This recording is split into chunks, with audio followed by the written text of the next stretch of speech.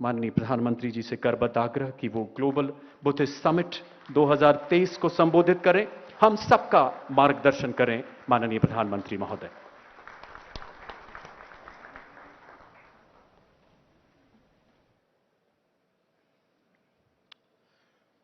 नमो बुद्धाय। कार्यक्रम में उपस्थित केंद्रीय मंत्रिमंडल के सदस्य श्रीमान किरण रिजिजू जी किशन रेड्डी जी, अर्जुन राम मेघवाल जी, मीनाक्षी लेखी जी, इंटरनेशनल बुद्धिस्ट कॉन्फ्रेंस के सेक्रेटरी जनरल, देश विदेश से यहाँ पधारे और हमारे साथ जुड़े हुए सभी पूज्य भिक्षुगण, अन्य महानुभाव, देवियों और सज्जनों,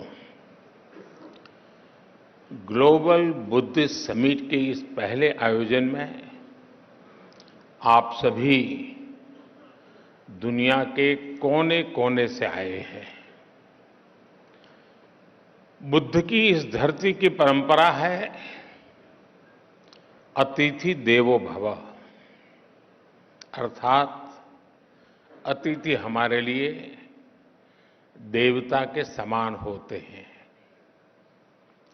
लेकिन भगवान बुद्ध के विचारों को जीने वाले इतने व्यक्तित्व जब हमारे सामने हो तो साक्षात बुद्ध की उपस्थिति का एहसास होता है। क्योंकि बुद्ध व्यक्ति से आगे बढ़कर एक बोध है, बुद्ध स्वरूप से आगे बढ़कर एक सोच है, बुद्ध चित्रण से आगे बढ़कर एक चेतना है और बुद्ध की ये चेतना चिरंतर है, निरंतर है। ये सोच शाश्वत है, ये बोध अविस्मरणीय है। इसलिए आज इतने अलग अलग देशों से, इतने अलग अलग भौगोलिक सांस्कृतिक परिवेश से लोग यहां एक साथ उपस्थित है, यही भगवान बुद्ध का वो विस्तार है जो पूरी मानवता को एक सूत्र में जोड़ता है। हम कल्पना कर सकते हैं दुनिया के अलग अलग देशों में बुद्ध के करोड़ों अनुयायियों का ये सामर्थ्य जब एक साथ कोई संकल्प लेता है तो उसकी ऊर्जा कितनी असीम हो जाती है। जब इतने सारे लोग विश्व के बेहतर भविष्य के लिए एक विचार के साथ काम करेंगे तो भविष्य निश्चित रूप से भव्य ही होगा। और इसलिए मुझे विश्वास है पहली ग्लोबल बुद्धिस्ट समिट इस दिशा में हम सभी देशों के प्रयासों के लिए एक प्रभावी मंच का निर्माण करेगी। मैं इस आयोजन के लिए भारत के सांस्कृतिक मंत्रालय और इंटरनेशनल बुद्धिस्ट कॉन्फेडरेशन को हृदय से बधाई देता हूं। साथियों, इस समिट से मेरे आत्मीय लगाव की एक और वजह है। मेरा जन्म गुजरात के जिस वडनगर स्थान में हुआ है, उस स्थान का बौद्ध धर्म से गहरा नाता रहा है। वडनगर से बौद्ध धर्म से जुड़े अनेक पुरातात्विक साक्ष्य मिले हैं। कभी बौद्ध यात्री ह्वेनसांग ने भी वडनगर का दौरा किया था और यहां पर मैंने जब प्रदर्शनी देखी, एक्सकेवेशन में जो चीजें लगी हैं, बहुत सारी चीजें विस्तार से यहां रखी हुई है। और संयोग देखिए कि जन्म मेरा वडनगर में हुआ और काशी का मैं सांसद हूं और वहीं सारनाथ भी स्थित है। साथियों, ग्लोबल बुद्धिस्ट समिट की मेजबानी का एक ऐसे समय में हो रही है जब भारत ने अपनी आजादी के 75 वर्ष पूरे किए हैं। भारत अपनी आजादी का अमृत महोत्सव मना रहा है।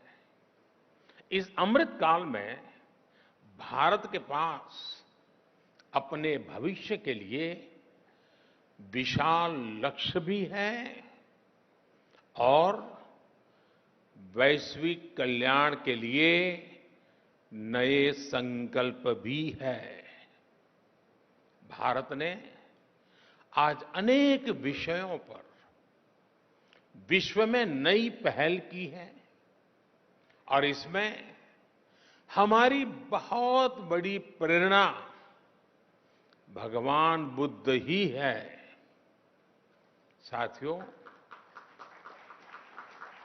आप सभी परिचित हैं कि बुद्ध का मार्ग है परियक्ति, पटिपत्ति और पटिवेद, यानी थियोरी, प्रैक्टिस एंड रियलाइजेशन। पिछले 9 वर्षों में भारत इन तीनों ही बिंदुओं पर तेजी से आगे बढ़ रहा है। हमने भगवान बुद्ध के मूल्यों का निरंतर प्रसार किया है। हमने बुद्ध की शिक्षाओं को जन जन तक पहुंचाने के लिए एक समर्पण भाव से काम किया है। भारत और नेपाल में बुद्ध सर्किट का विकास हो, सारनाथ और कुशीनगर जैसे तीर्थों के कायाकल्प के प्रयास हो, कुशीनगर इंटरनेशनल एयरपोर्ट हो, लुम्बिनी में भारत और आईबीसी के सहयोग से India international centre for Buddhist culture and heritage का निर्माण हो, भारत के ऐसे हर काम में पट्टी की प्रेरणा शामिल है। ये भगवान बुद्ध की शिक्षाओं का प्रतिवेद ही है कि भारत विश्व के हर मानव के दुख को अपना दुख समझता है। दुनिया के अलग अलग देशों में पीस मिशंस हो या तुर्की के भूकंप जैसी आपदा हो, भारत अपना पूरा सामर्थ्य लगाकर हर संकट के समय मानवता के साथ खड़ा होता है, मम भाव से खड़ा होता है। आज भारत के 140 करोड़ लोगों की इस भावना को दुनिया देख रही है, समझ रही है और स्वीकार भी कर रही है। और मैं मानता हूं इंटरनेशनल बुद्धिस्ट कॉन्फेडरेशन का ये मंच इस भावना को नया विस्तार दे रहा है। ये हम सभी like minded and like hearted देशों को एक परिवार के रूप में बुद्ध धम्म और शांति के विस्तार के नए अवसर देगा। वर्तमान चुनौतियों को हम किस तरह से हैंडल करते हैं, इस पर चर्चा अपने आप में न केवल प्रासंगिक है बल्कि विश्व के लिए इसमें उम्मीद की किरण भी समाहित है। हमें याद रखना है कि समस्याओं से समाधान की यात्रा ही बुद्ध की यात्रा है। बुद्ध ने महल इसलिए नहीं छोड़ा था क्योंकि उन्हें कोई कष्ट था। बुद्ध ने महल, राजसी ठाठ बाट उसे इसलिए छोड़ा था क्योंकि उनके लिए उपलब्ध सब सुख सुविधाओं के बाद भी दूसरों के जीवन में दुख था। यदि हमें विश्व को सुखी बनाना है तो स्व से निकलकर संसार, संकुचित सोच को त्याग कर समग्रता का ये बुद्ध मंत्र ही एकमात्र रास्ता है।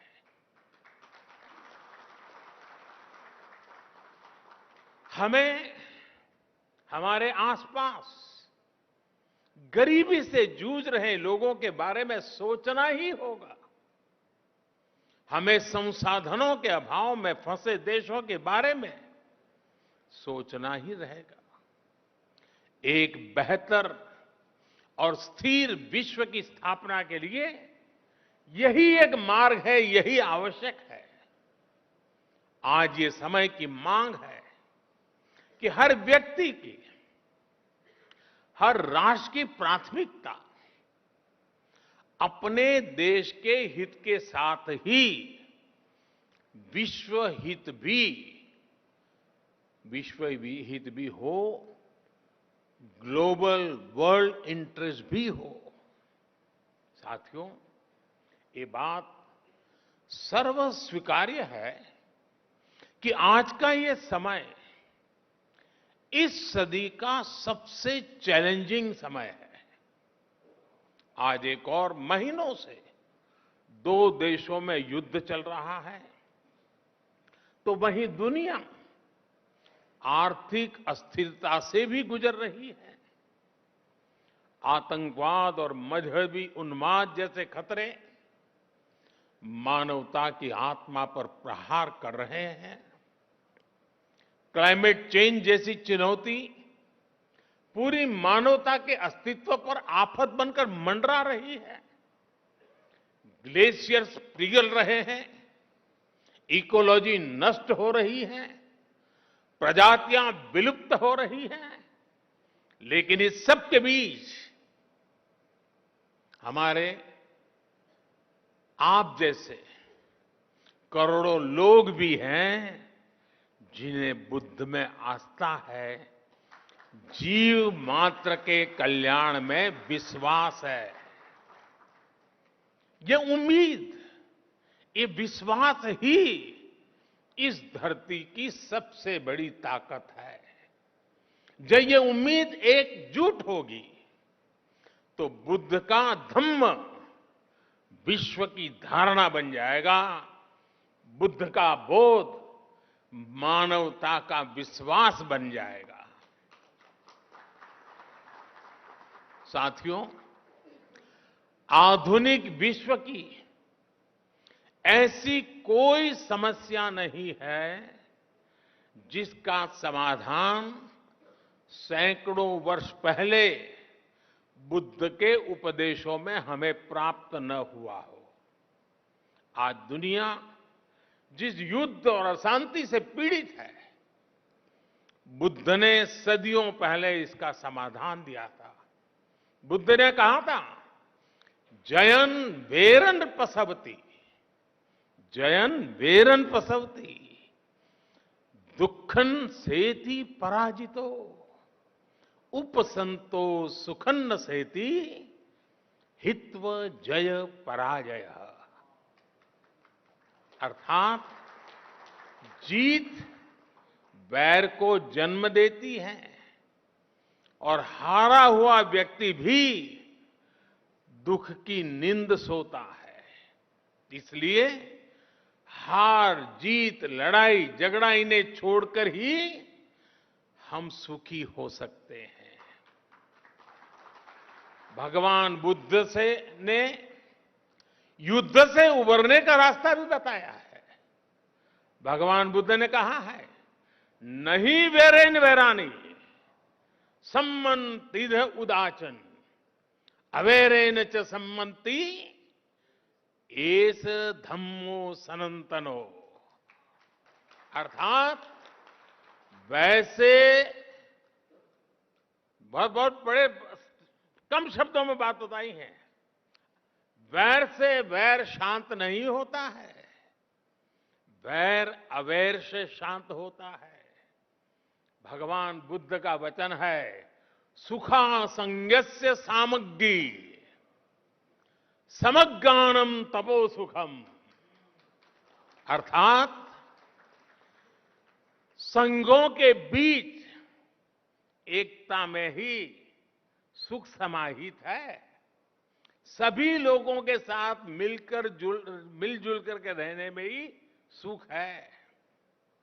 साथियों, हम देखते हैं आज अपने विचारों, अपनी आस्था को दूसरों पर थोपने की सोच दुनिया के लिए बहुत बड़ा संकट बन रही है। लेकिन भगवान बुद्ध ने क्या कहा था? भगवान बुद्ध ने कहा था, अत्तानमेव पठनम, अत्तानमेव पठमन, पति रूपे निवेशय।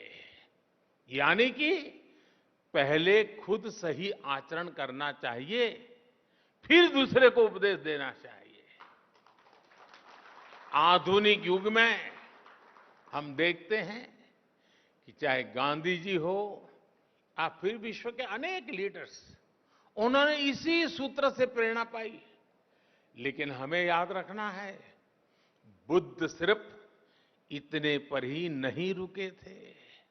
उन्होंने एक कदम आगे बढ़कर कहा था, अप्पदीपो भवः। यानी ये जो आगे का वाक्य है वही तो सबसे बड़ा आधार है, अप्पदीपो भवः। यानी अपना प्रकाश स्वयं बनो। आज अनेकों सवालों का उत्तर भगवान बुद्ध के इस उपदेश में ही समाहित है। इसलिए कुछ साल पहले संयुक्त राष्ट्र में मैंने गर्व के साथ कहा था कि भारत ने दुनिया को युद्ध नहीं, बुद्ध दिए हैं।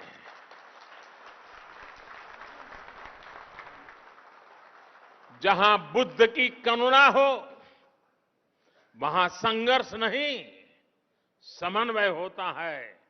अशांति नहीं, शांति होती है। साथियों, बुद्ध का मार्ग भविष्य का मार्ग है, सस्टेनेबिलिटी का मार्ग है। अगर विश्व बुद्ध की सीखों पर चला होता तो क्लाइमेट चेंज जैसा संकट भी हमारे सामने नहीं आता।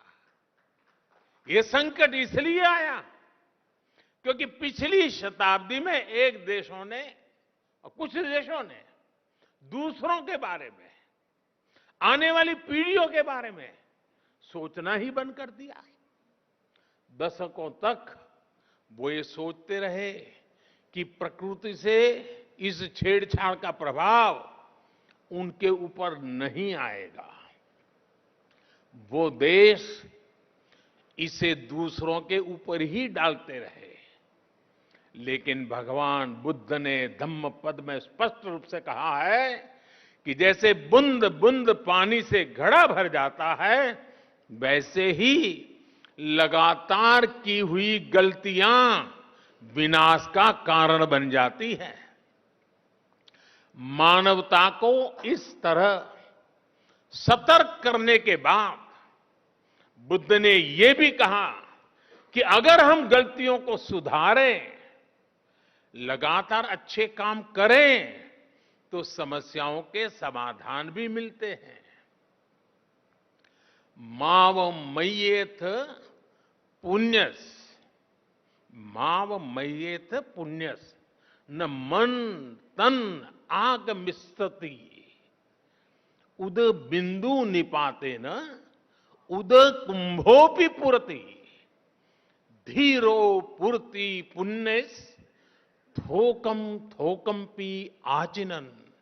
अर्थात किसी कर्म का फल मेरे पास नहीं आएगा, ये सोचकर पुण्य कर्म की अवहेलना न करें। बूंद बूंद पानी गिरने से घड़ा भर जाता है, ऐसे ही थोड़ा थोड़ा संचय करता हुआ धीर व्यक्ति पुण्य से भर जाता है। साथियों, हर व्यक्ति का हर काम किसी ना किसी रूप में धरती को प्रभावित कर रहा है। हमारी लाइफस्टाइल है, चाहे जो हो, हम जो भी पहनते हो, हम जो भी खाते हो, हम जिस भी साधन से यात्रा करते हो, हर बात का प्रभाव होता ही होता है, फर्क पड़ता ही पड़ता है। हर व्यक्ति जलवायु परिवर्तन की चुनौतियों से लड़ भी सकता है। अगर लोग जागरूक होकर अपनी जीवन शैली में बदलाव करें तो इस बड़ी समस्या से भी निपटा जा सकता है। और यही तो बुद्ध का मार्ग है। इसी भावना को लेकर भारत ने मिशन लाइफ की शुरुआत की है। मिशन लाइफ यानी लाइफस्टाइल फॉर एनवायरनमेंट। ये मिशन भी बुद्ध की प्रेरणाओं से प्रभावित है, बुद्ध के विचारों को आगे बढ़ाता है।